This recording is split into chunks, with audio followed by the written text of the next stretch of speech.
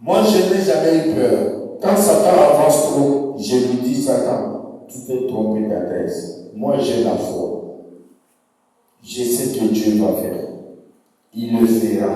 Il l'a déjà fait. J'ai des références. Si Satan te dit, tu vas tuer, c'est un menteur, dis-lui, Sarah dans la Bible, elle a fait 25 ans, mais au finish, une vieille maman a donné naissance à un enfant. Tu es menteur. Je te crois. La Bible dit, au milieu de mon père, il n'y aura pas de femme stérile. Quand tu réponds comme ça, c'est la foi et Dieu va agir. Il faut répondre à Satan.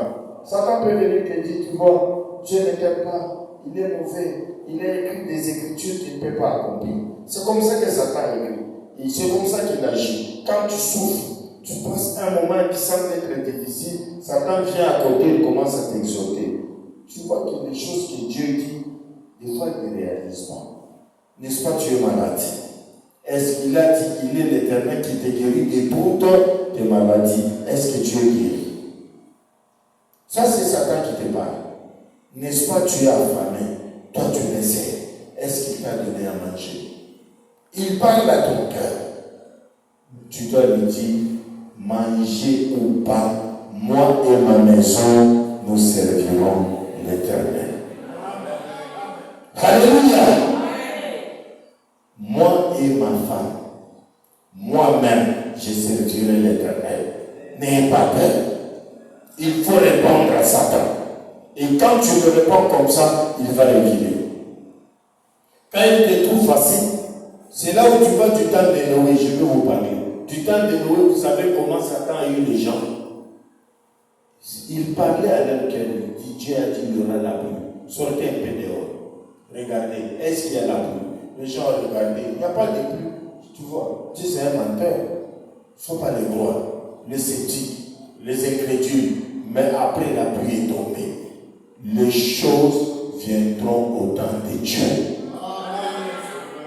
Alléluia.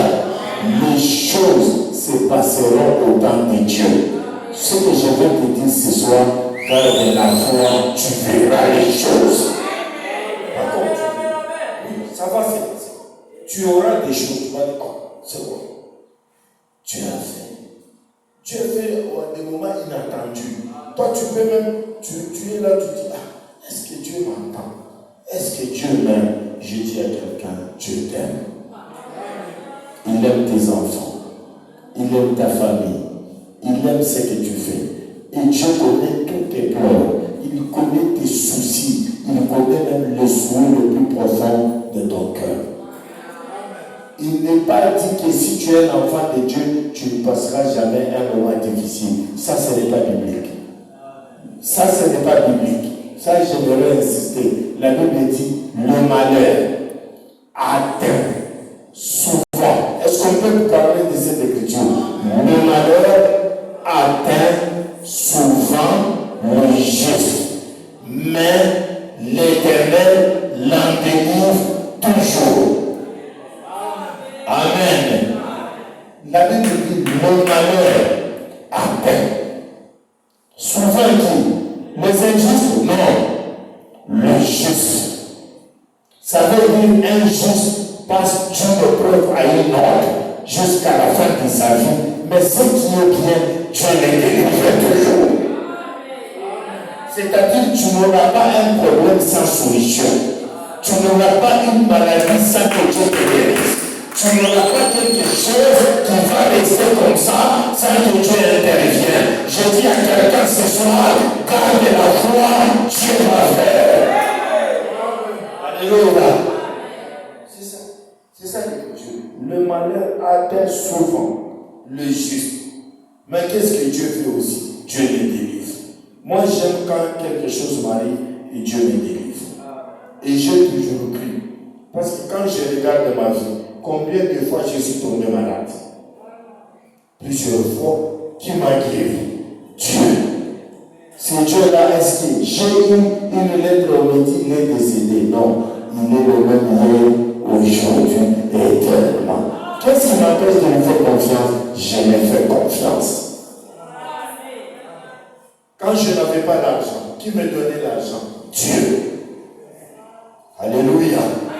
Mais quand je n'ai pas l'argent, pourquoi je ne peux pas lui faire confiance? Et l'Écriture dit, le malheur atteint souvent. Qui? Les justes. Si je crois que je suis injuste, je dois m'attendre à vivre cette écriture. C'est une écriture aussi de la parole. C'est une partie de ma vie. Si je commence à esquiver ça, écoutez, il n'y aura pas une vie chrétienne qui ferait Branham comme si vous marchiez dans les roses. Non, il le dit, je crois dans le message de l'Église. Il dit, la vie chrétienne est constituée des épreuves. Quelqu'un peut dire amen. Des problèmes. Un chrétien, il y a des temps où Dieu le laisse pleurer. Vous ne croyez pas ça? Dieu le laisse pleurer. Un chrétien, il y a des temps où Frère Branham dit dans soyez certain de Dieu. Vous pouvez prier, le ciel reste comment? Silencieux. Il dit, c'est en ces temps-là qu'il prouve qu'il est Dieu. Même le silence de Dieu répond toujours. Amen. Vous priez, la vie est en ordre, mais le ciel est silencieux. Seigneur, tu ne me vois pas, Dieu est calme. Son silence-là ne dit pas qu'il est absent. Il est là. Il veut voir comment tu vas réagir. Amen.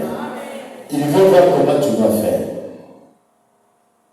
Tu peux jeûner, tu peux prier. Tu dis c'est comme si Dieu n'exauce pas. Je dis à quelqu'un, Dieu connaît tout ce qui ne va pas dans ta vie.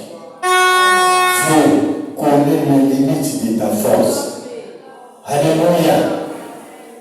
Il y a un moment donné, tu peux regarder les problèmes t'environnent, aider ta gauche, des problèmes qui ne marchent pas. Les enfants sont chassés de l'école. Toi-même, la santé est médiocre. Tu te dis, est-ce que Dieu existe encore au ciel ou bien il est décédé, on attend qu'il la lettre?